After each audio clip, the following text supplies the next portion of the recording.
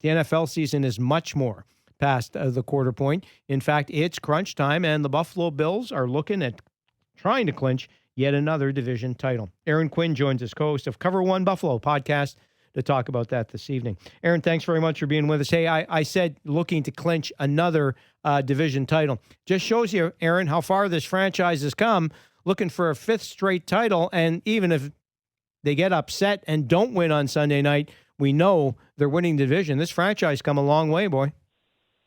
Yeah, no, and I always am encouraging fans. While I get that Super Bowl is obviously the goal, and they haven't gotten there yet, and I know there's a lot of fans that are disappointed and wondering if Sean McDermott's the coach to maybe get them over that hump in this prime of the Josh Allen era. But at the same time, you know, I hate to have that loser mentality that people will say you have, but it is also, you got to appreciate where you're at and what you're in, especially if you were somebody that grew up in the drought era and weren't making the playoffs and were trying to figure out this time of year, are you even mathematically in the hunt, right? And that's where we were not all that long ago. And so to have the opportunity here to clinch a fifth, even the Super Bowl era Bills weren't doing it 5 years in a row. So this is something that is special. Again, the ultimate goal hasn't been reached, but that doesn't mean you can't appreciate some of the greatness that you are able to be a fan of in the moment. Well, first things first for any franchise is to solidify your hold, get as good a high seed as possible, and until the Super Bowl comes, you win some football games, and the Bills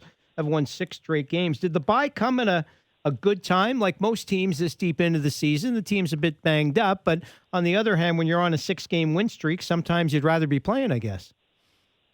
Yeah, I mean, those are always tough when you look at it early in the season of when the bye is going to be. You really don't know how things are going to shake out in terms of when your team's going to need it the most.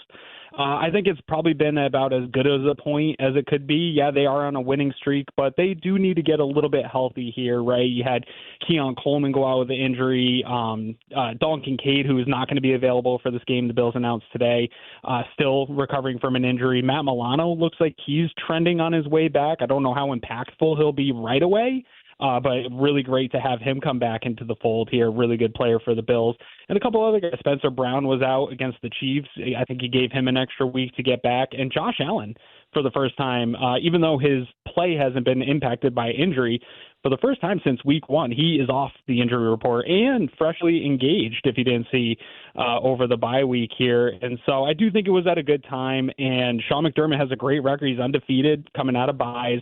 And the Bills over the last few years are fantastic in the month of December. So you got to end November here not playing football and get into December, where I think Sean McDermott's Bills have played their best kind of heading into the playoffs, which is what you really want, is to get a break and start playing your best football heading into the postseason. Well, no doubt about that. And, you know, you mentioned McDermott several times, and we talked about this last time you visited our show, Aaron. It's just, you know, for whatever reason, I don't think he gets the credit he deserves. And I know finishing it off is all about that. But your point right off the top of being, look, do you not remember it was not that long ago, and the team was not very good and had so many difficult seasons, and a coach comes in. It's not nitpicking because, you know, look, there are concerns. You're a big-time coach in the NFL. You're going to hear that. And, yes, until you have won the Super Bowl, I guess you have won nothing. I don't really subscribe to that because it's a 32-team league. But at the end of the day, okay, granted, but in the meantime, you got to win football games, and this guy wins football games, period. And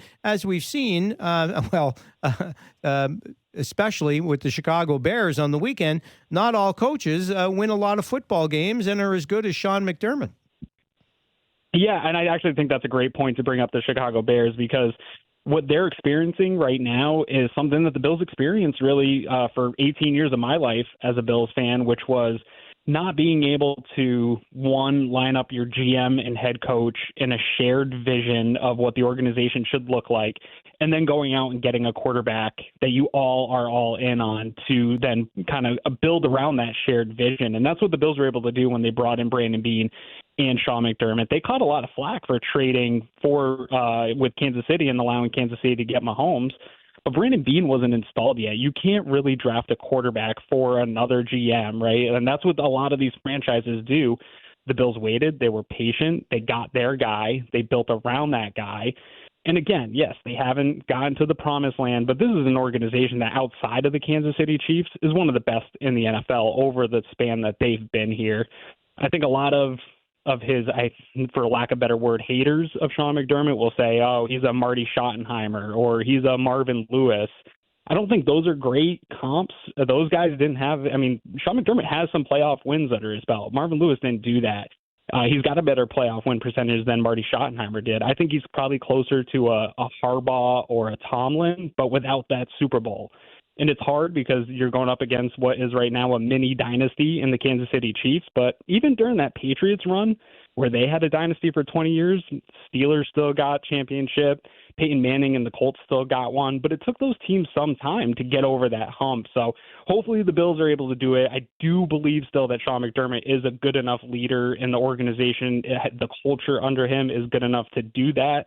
But I do understand the frustration of fans when you do fall short. Oh, for sure. And listen, that keeps you sharp as an organization. I think a demanding marketplace and Bills Mafia being what it is not a bad thing. But I still think the coach has done a great job there, and it's hard to argue at that point. And change isn't always better, right? Like we've seen a lot of these teams make changes. The Bears, after they fired Lovie Smith after being successful, he went 10-6.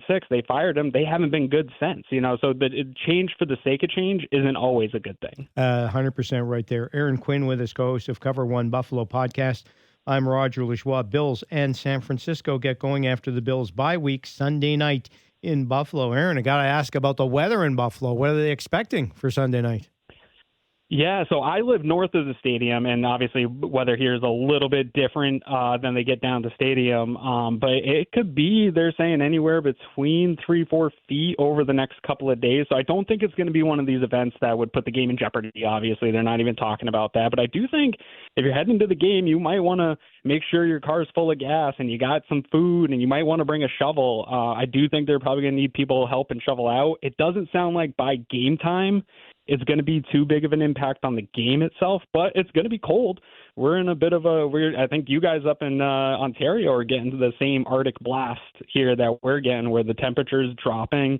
And so it's going to be a cold winter's night here in Western New York. I do think San Francisco's done okay coming into cold weather. They've played Green Bay in the playoffs in the cold. We know it gets real frigid out there. So they have a nice running game. I think that travels well. But they've got a lot of other problems in terms of injuries and stuff like that I think will neutralize some of those things for them. But it doesn't seem like the weather is going to be a huge impact on the game itself. But with that lake effect snow, you never know. It really could be an impact on this one. Well, and you mentioned the 49ers. They are still pretty depleted, although the running game does travel well when conditions get pretty bad, and it's a good football team. But I don't know, Aaron, the more people I talk about the 49ers, I don't know how much you watch them. You just don't have the same feeling for them this year. And I know it's largely injury driven. And if McCaffrey was there all year, and it's still a pretty good football team, but it was that loss they had at home to Seattle that kind of tipped me against the fact that I just for whatever reason, I just don't think it's their year. I'm not saying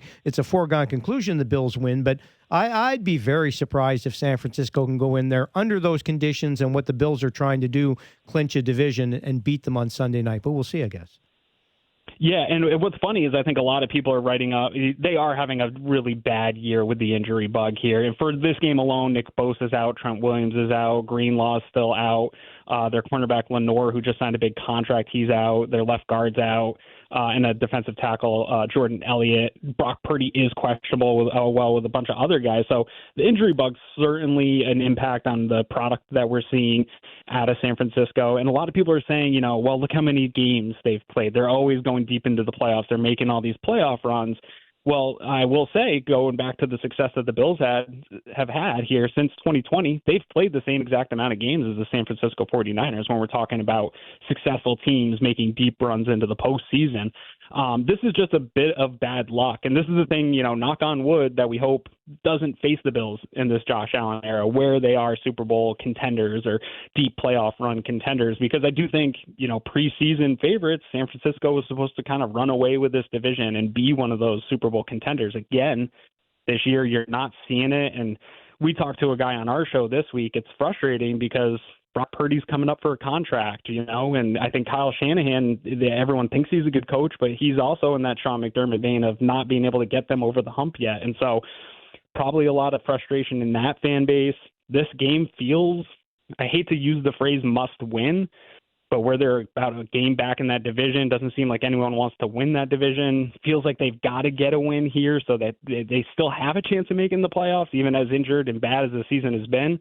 You'd think that in their minds, this is a desperate must-win situation for them, but I just don't know if they're going to have the guys and the horses to do it with everybody hurt. Yeah, the more desperate team is the thing I think always makes a difference. Not always, but quite often makes a difference, Aaron, and that is definitely the 49ers. The Bills got a lot of house money here. As I said at the top, If they don't clinch a division Sunday night, they're winning the division.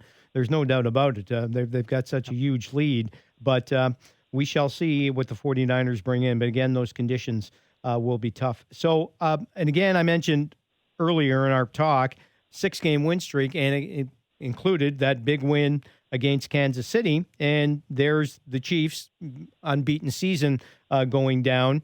So, but no, the momentum carryover is now 2 weeks with a bye week. I don't know if that really makes any difference, Aaron, to be honest with you, but you've had the time, the rest week and extra practice for the Bills. And now you sit and you watch the Chiefs. And we were kidding about it on the show earlier, Aaron, that when we had a baseball analyst on with us, and we were talking about, if the L.A. Dodgers could only catch a break, they just signed Blake Snell and blah, blah, blah, blah, blah. You could say the same thing about the Kansas City Chiefs because, you were bang on in your point about McDermott. Yeah, San Francisco hasn't broken through in recent years under their coach, but, of course, with their Super Bowl history, maybe people don't look at it the same way as they do in Buffalo.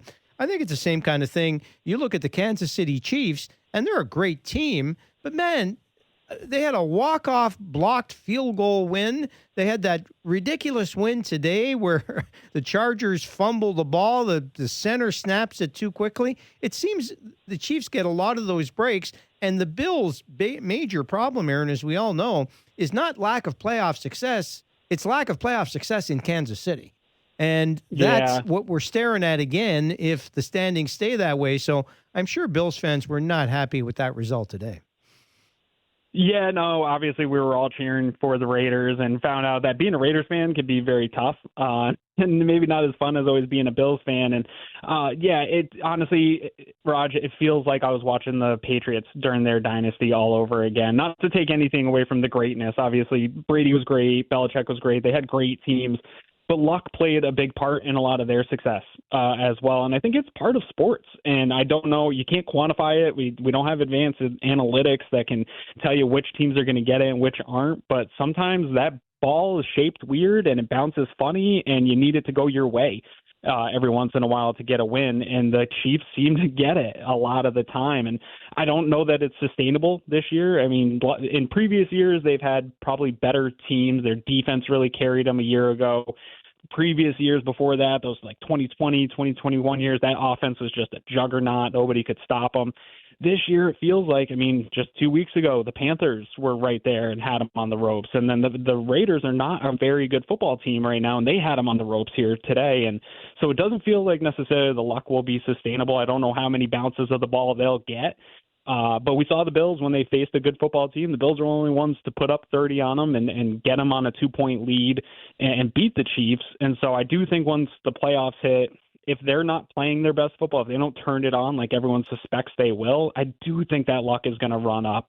But maybe that's just me wish casting and hoping as a Bills fan that some of that will run up and we'll be able to just kind of run through them sort of the way that we did in the game that we just saw a couple weeks ago. Yeah, we shall see. It was an impressive win against the Chiefs regular season. But again, that's all you have until you get to the playoffs. Finally, Aaron, obviously the Bills are going to try to clinch the division Sunday night. Whether they do or not, as we already said, they're going to win the division, and they still want to get the number one seed. Obviously, that's tougher with that Kansas City win today. That's the play for. But on the individual thing, it may come down, and you talk about whether there are other reasons to really look at the Bills heading towards the playoffs, is if Josh Allen's going to win the MVP, because he's certainly very much in the discussion. What's the consensus? I'm obviously the hometown bias is they would love to see him win. But do you think this is the year? Do you think he's the MVP of the National Football League?